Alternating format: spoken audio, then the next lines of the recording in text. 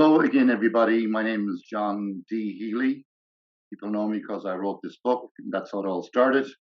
The podcast is called It's Good to Talk, sponsored by Liffey Van Lines. They're a long time in the movie and storage business here in Manhattan. My guest today is Claire Hickie.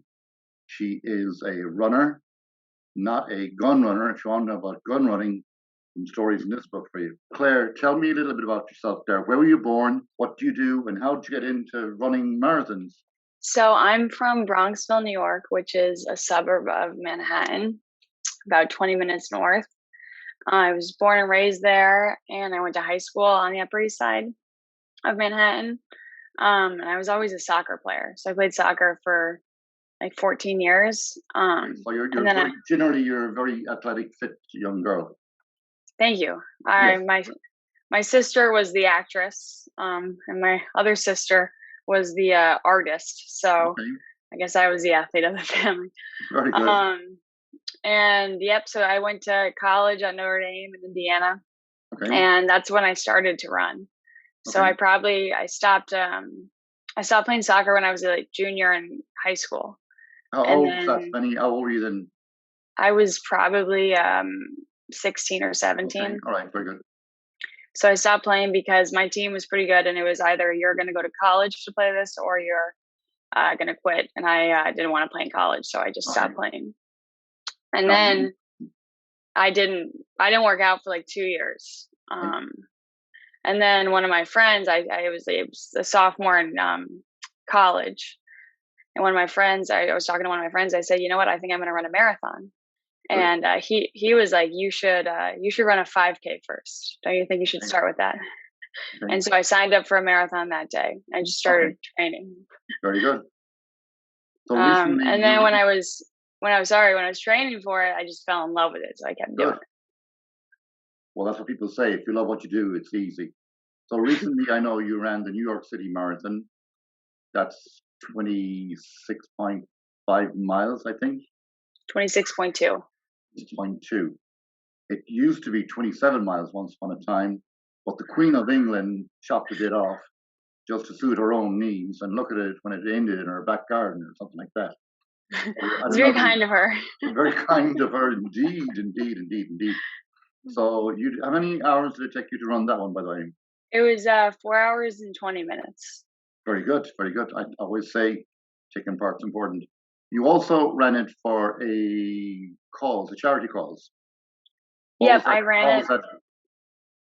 I ran it for the National Ovarian Cancer Coalition, which was a charity dedicated to survivors and families of survivors, or just patients that have ovarian cancer. Why did you choose that particular one? So I chose that because my grandmother passed away like 5.5 years ago from ovarian cancer. Okay.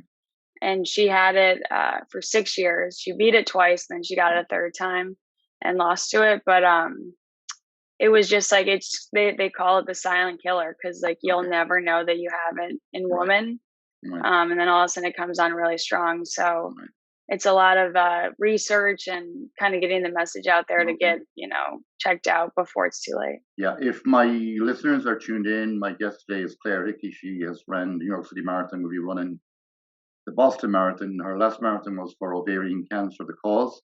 And a few weeks back, I interviewed Sergey. He works here in Sloan Kettering. He's a scientist from Russia, and he's doing research on all types of cancer.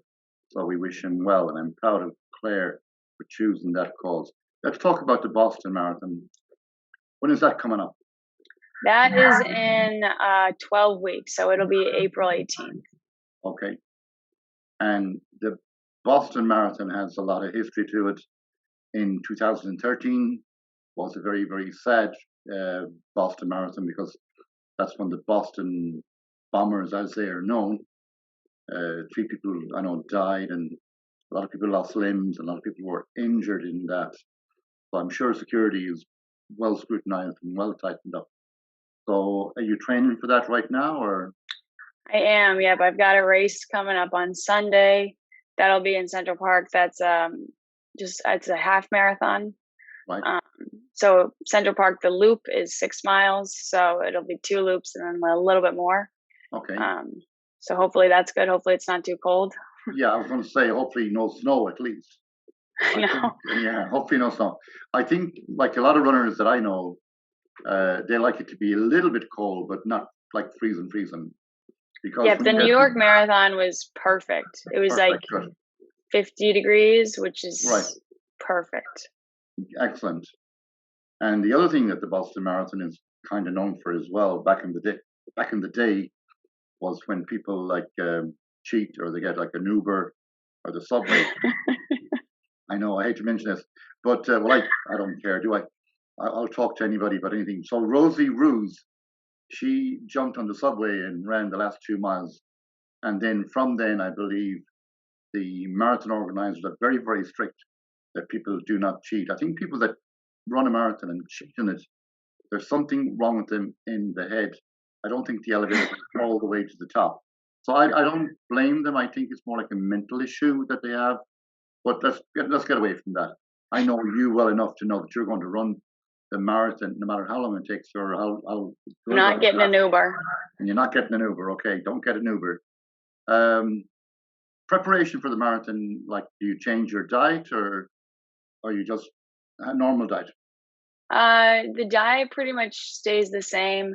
That's the one thing I wanted to change this time around, because I ran New York in good time, but I want to run Boston in better time. Good. So I figured I need to change a couple of things in my day-to-day, and eating more than bagels and pizza is top of my list. So. Okay.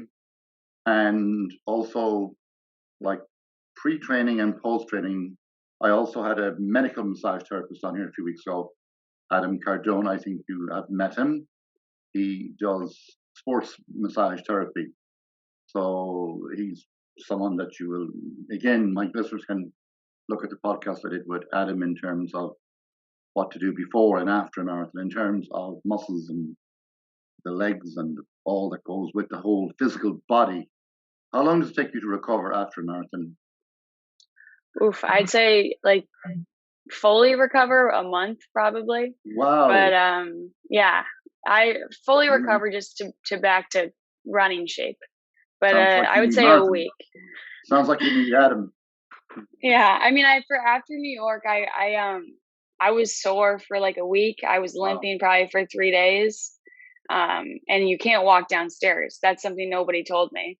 But whatever muscles you strain, you just can't walk downstairs. So you just see all these people in New York walking one step at a time. That sounds like me, and I don't run marathons. But they said Adam taught me how to walk again. Yeah.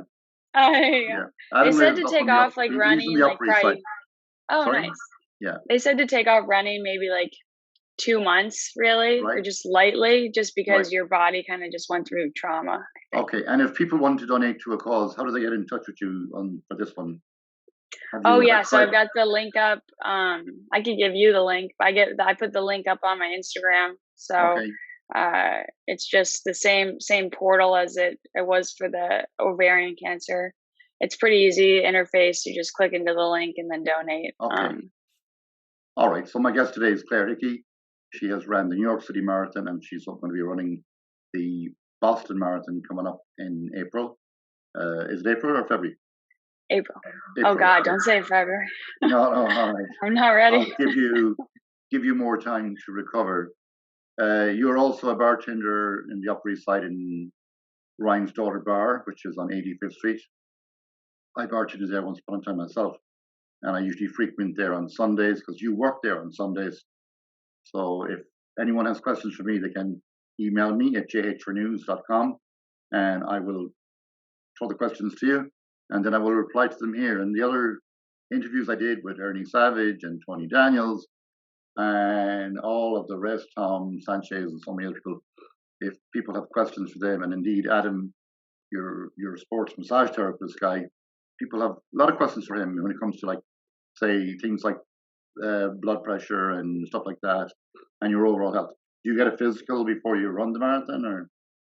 I didn't last time. I didn't have any sort of pain before in the training, so I didn't find the need to. I'm having like a little bit of knee pain this time around, so I might go get it checked out. Okay.